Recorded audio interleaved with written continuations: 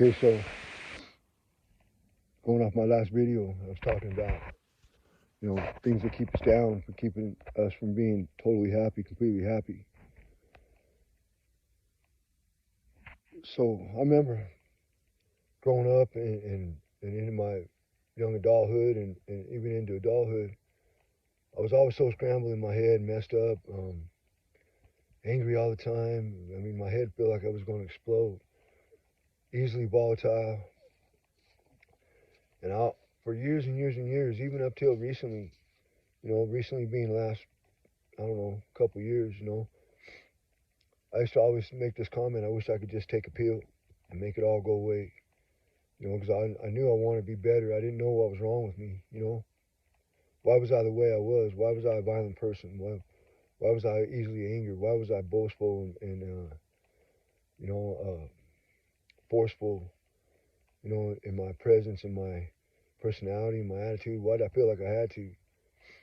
Well, it wasn't until the last couple of years I spent in prison when I really started to work the counselors there, and it's hard to find a counselor. It's hard to find somebody you can trust that you can talk to and open up to.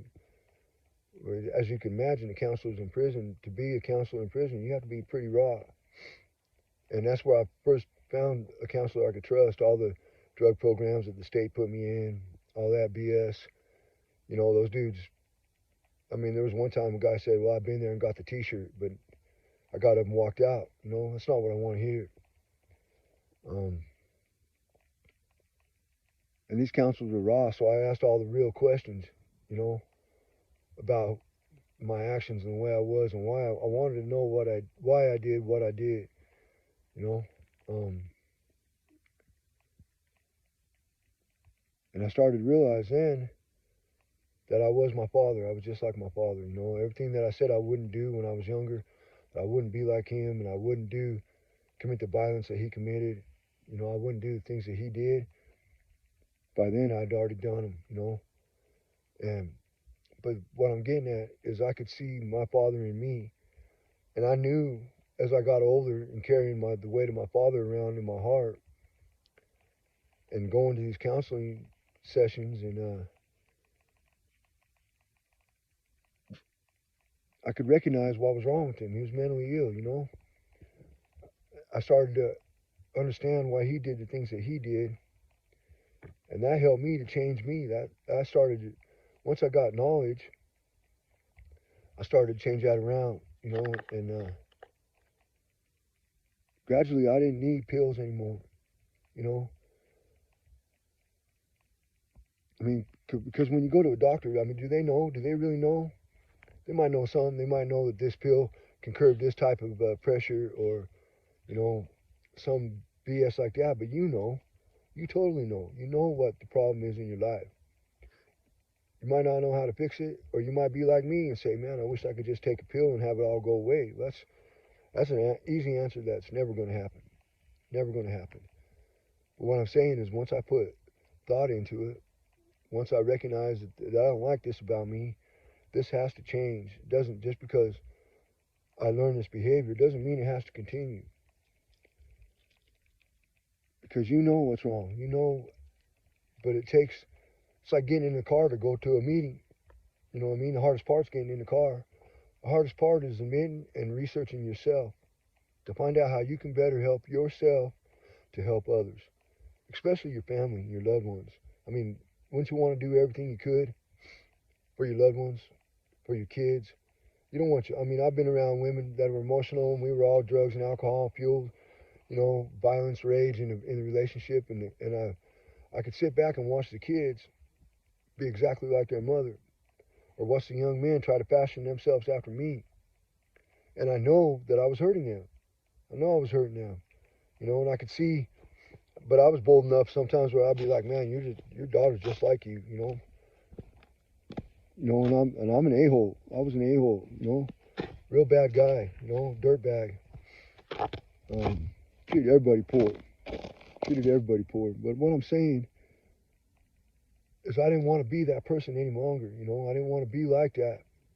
And it doesn't happen overnight, but it can happen. You can change it. You can change whatever you feel like you need to change in your life. Simple, small changes, you know, different routines, um, different music, different books, different food, different walks, different garden, different, I mean, I don't know, examples, you know, some you always wanted to try but never have. I mean, it could be monumental in your life. It can change everything. It may not change your life. We're older. It may not change our lives, but it can change our kids' lives. You know what I mean? They don't have to go through and repeat the same patterns that we created in them because we did. We created them. It may have been created in us, but if we don't look at it objectively, if we don't look at it and make the conscious decision to change it, well, they'll be just like us. And we don't want that, do we? Unless you're a loving, decent, wholesome person, no drugs or alcohol, no interpersonal issues, then yes, all the more power to you. But I don't know anybody like that. I really don't. And so what I'm saying is if we can verbalize it, if we can recognize it, and we can admit it in front of other people that I know that I have this issue, that I have this problem, we don't have to be sorry about it. We don't. You know how many times we said sorry for a behavior that's continuous. But we don't have to be sorry about it anymore. We don't have to be guilty about it anymore. We don't have to be shameful about it anymore. And that's because we address the issue. If you address a behavior, you can stop it. If you conceal it or other people hide it for you or they just say, well, that's just the way it is, no. Don't accept that. Don't accept that. We want our family to be happy. We want our loved ones to be happy. We want to be happy. We may never totally get there. Who knows? But it's not about us anymore. It's about them, isn't it? It's not about us. It's about God. God can change it for us. God can change you. God can heal your heart. God can heal your issues. He healed mine. You know what I mean? Bipolar, homicidal all my life, And I feel great. I feel great. Do I trust myself? I don't know. I don't really get mixed up in a lot of interpersonal things any longer. I mean, I hope to have a relationship, I hope to love a woman. Do I trust myself? I don't know. I don't know. But I don't want to be alone. I'm not alone. I got God, but you know what I mean. But anyways.